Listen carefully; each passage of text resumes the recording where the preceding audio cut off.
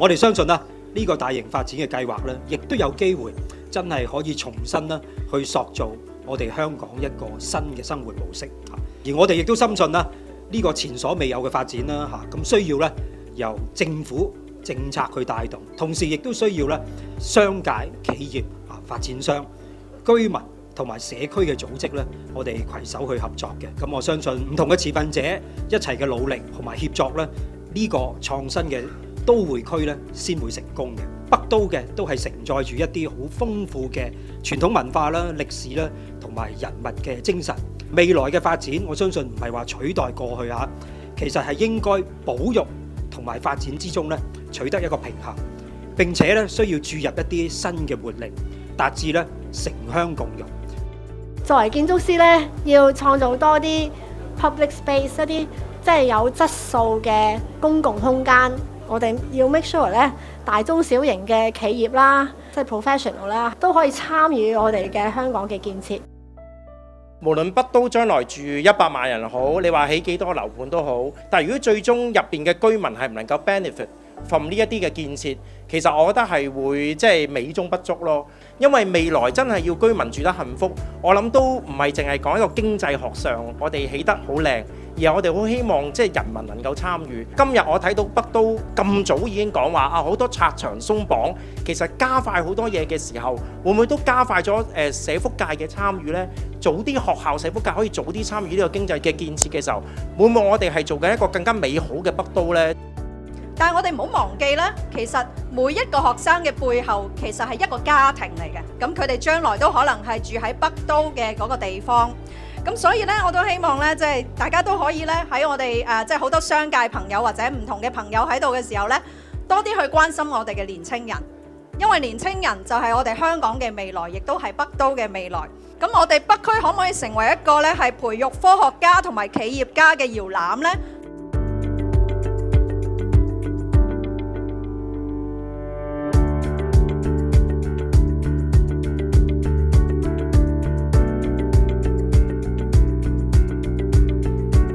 希望我哋北都嘅發展啦，好配合我哋呢個展館嘅主題啦，希望做到係共創啦、共融啦、共享啦，咁亦都配合啦，所謂城鄉共融呢個理念啦。期待未來嘅北都咧，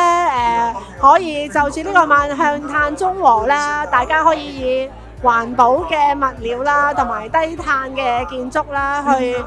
做一啲好以人為本嘅公共空間，等我哋可以大家都一齊城鄉共融。希望大家咧能夠進入北區咧嚟到關心我哋嘅年青人啦，因為佢哋係我哋嘅未來。咁希望大家都可以多啲俾機會佢哋啦，亦都係讓北區咧係能夠成為一個充滿溫暖嘅社區。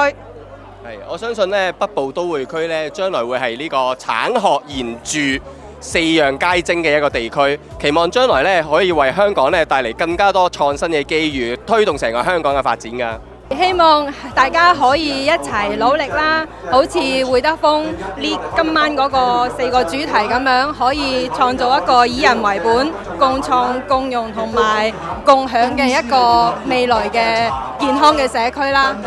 希望大家都可以多啲去參與，去俾啲意見呢，可以令呢個新嘅社區係更適合我哋未來嘅生活。我希望將來搬入喺北都住嘅朋友呢，感覺到喺嗰度住嘅幸福感。呢個幸福感呢，唔係淨係因為有間屋，而係真係喜歡嗰個環境啦，要同北都嘅城鄉共融啦，亦都要喺嗰個社區有啲貢獻。當有貢獻嘅時候呢，佢就會有個好濃厚嘅幸福感啦。我恭祝大家搬入喺北都住得開心，住得開心。新界嘅北區嘅新面貌呢，希望呢帶嚟我哋鄉村人嘅一個新嘅境界，同埋一個新嘅願望，將我哋嘅北區帶到去全世界，全世界人都認識我哋。好開心今日嚟到呢度參觀啦！咁其實體驗咁多嘅資料呢，對北都個發展其實我哋作為一個市民都好期待嘅。咁希望可以做得多啲嘅城鄉共融啦。咁同埋透過呢個展覽都可以俾多啲資料，俾一啲參觀嘅大家可以多啲了解北都喺城市同埋鄉村未來發展有多啲空間，係可以啟發到大家點樣共融法。咁北都係我哋香港未來一個好重要嘅 project 啦。咁所以我希望咧呢個北都咧會嚟為香港市民咧帶嚟一個積極正面一個未來一個生活嘅好氣象嘅。北部都會區啦，特別係古洞北啦，都會係嚟緊香港一個非常之矚目嘅新發展區啦，即係令到香港市民啦，或者即係同內地嘅大灣區接軌嘅一個地方啦，咁喺嗰度嘅居民呢，都可以生活美滿啦，生活愉快啦。北都有好多歷史同埋文化生態上面嘅東西，希望可以日後都可以全力可以保育呢一個地方啦，生態同埋文化方面都係嘅。但願我哋嘅北區呢，可以發展得更加蓬勃啦，可以由農村變成我哋有將來嘅新市鎮啦。喺我哋呢個展館嚟講呢，我哋最期望一樣嘢呢，就係可以將人啦，咁同埋就係呢個 culture 啦，同埋呢個傳統啦，城鄉共融呢，可以帶到呢個展館嘅。因為我哋深信呢，整個北區嘅發展呢，其實呢個關鍵呢都係人。咁所以我哋都希望就係可以藉住呢個咁樣嘅展館，俾唔同嘅市民啦，或者唔同嘅持份者啦，可以再一次去認識啦，同埋都可以將佢哋嘅一啲對北都發展嘅一啲願景啦，同埋佢哋嘅需要啦，都可以寫低啦，亦都可以我哋會將呢啲咁樣嘅資訊咧，都可以傳遞俾唔同嘅一個政府啦、持份者啦、發展商啦，都可以去參考嘅。